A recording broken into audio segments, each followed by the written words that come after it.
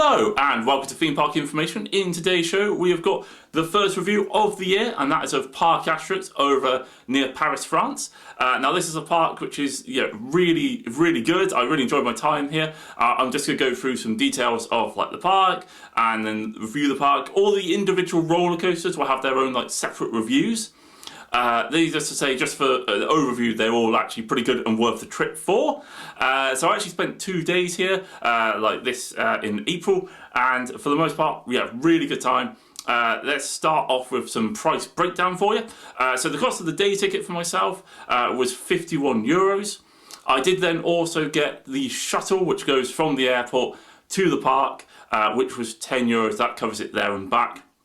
The shuttle runs from 9 o'clock in the morning to an hour after the park closes, and runs every about 30 minutes or so. It's available from Terminal 3, or I'd say just outside it would maybe be a better description. There's a bus section, and it actually is quite spottable. There's some Parc Astérix advertising and stuff like that around it, and then there's a ticket office off to the side as well. I'd say it's about a 15-minute journey, and it gets you parked pretty efficiently. I'd say if you were to get a taxi from the airport and stuff like that, that is more closely to €50, just to give you some sort of price comparison. Getting into the park was very efficient, very quick. There's a security check, and then they scan your tickets once you're through that. Very little queuing at this point. In really efficiently, nice and quick. You also get given a park map as well. And then you could just go in and explore if you like. And my first impressions of the park was it was clean, looked really good, and just generally very tidy. Lots of staff as well. They tend to have quite a few people walking around. People obviously working, cleaning, making sure everything's all good. The park layout could do maybe with a little bit more signage. There's a few definitely towards the entrance, and they're pointing out their new section of Festival Totatas and stuff like that. And there are a few signs pointing out some other areas, but they do just seem to just vanish a little bit towards the back. The park itself, is quite a strange sort of almost oval sort of shape, I suppose. But in fairness, it's a really picturesque park. I actually really love the area over by Zeus and Gudrix and stuff like that. Lovely lake. There's actually little walk bridges across it as well, which really adds it. It means you can get really close to some of the rides, which is just really good for immersion and really good for photography and stuff like that. And just generally a really picturesque area. There's also quite a little bit of charm and cuteness in the park as well. I'm actually a huge fan of the two little castles, which seem to be almost cuddling. I just find that really sweet. I'd say the park does have a good selection of roller coasters, and it has a good selection of family rides as well and water rides. Sadly, I do think it really needs to invest in some thrill rides, especially more extreme ones. It could really do with something along the lines of an S&S, Scream and Swing, very similar to Rush at Thorpe Park, if you wanted one for the UK. They tend to be a really popular ride and would definitely add a little thrill factor. Or one of the massive gyro pendulum rides you see at lots of the Six Flags parks. Anything like that would work brilliantly, because it would just it just seems that once you're through the roller coasters, and there's a few really good water rides, it does seem that the park becomes a little bit stale, if you like. But as I say, obviously these are quite easy to add in, and I imagine they would also look really good if they were put in the right section. Food-wise, there are quite a few options. Nothing particularly spectacular, but just generally kind of reasonable food. It is slightly expensive. For example, for a bottle of Coke or anything like that, it is around €4 and stuff like that, which is a little bit on the steep side. And then the same sort of thing for the food. You're kind of looking at sort of an average of 14 or so euros or something like that. Obviously, there are quite a few meal options as well, which does help out.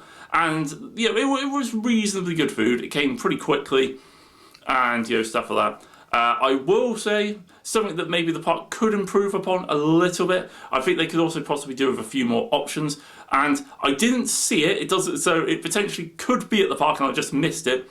But I actually also think this park would do wonders for a really dedicated alcohol bar area. especially overlooking like the water. I think would be really, really nice. I say again, it might have been somewhere which was there, or it could be something which is, for example, available in the summer. I just didn't see it. But yeah, that would be a potential little improvement as well. Let's get on to one of the things which absolutely did set this park apart from all the other parks. That was difficult to say. Yeah, and that is actually the operations. And my God, are they efficient. You always feel, if you're queuing for something, the queue is always moving. You always feel like you're making progress. They are repeatedly sending out trains rapidly. They will occasionally be sent out before it even hits like the final break run. You're going up the lift hill.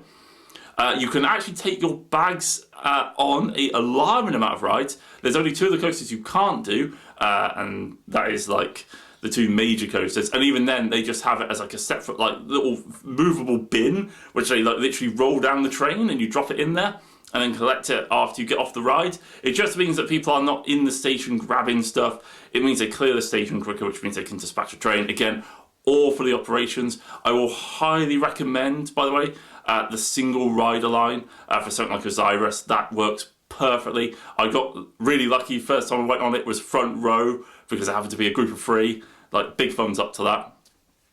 As I said, the operations definitely the biggest selling point. The queues, you always feel like you're making progress. Brilliant. Park clean, tidy. No real complaints about that.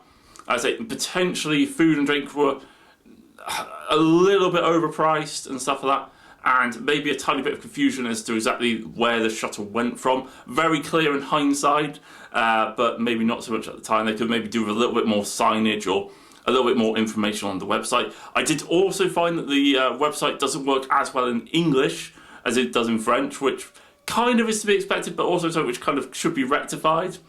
I also, it does sound a little bit like a pet peeve, but I hate the fact the live chat function is only available in French. Again, I kind of understand why, but it would just be nice to have that option where you could put something in English. And there's also like a cap of how many words you can put in it, which just seems a bit strange. I'm like, yeah, why not just have it where you can put all the questions you have in one go? As for like staffing, thought the staff were really efficient. I actually really appreciate one of the things that they have security, and I appreciate that it could be down to maybe like Paris having a few really rough areas. It could be down to like the ongoing protests in France, and that will probably not date this video, by the way, quite worryingly. But yeah, it's like they actually did have security, like walk through queue lines and stuff like that, which actually was a really good thing. I've not really seen it at any other parks, or certainly not on the level and like extent that they do in Parc Astérix, and it kind of shows that the queue lines were pretty clean and tidy, and there wasn't like loads of like graffiti or marks in the queue, which you often see, especially like if there's any like wooden planks or anywhere. And it just seemed that maybe it was really just stopped that. And there also wasn't as much like smoking in queue lines and stuff like that. It did still happen, but it was just, I say, it's just a noticeable thing that seemed to be like as a bit of a deterrent. And it just also just gave like an extra layer of safety. I'm not really sure what their mandate is or what sort of like rules or regulations they follow, but I thought it was quite an interesting little detail that I noticed about the park. And I say there could be a variety of reasons for it. But anyway, I think that kind of covers everything I kind of wanted to cover for the review.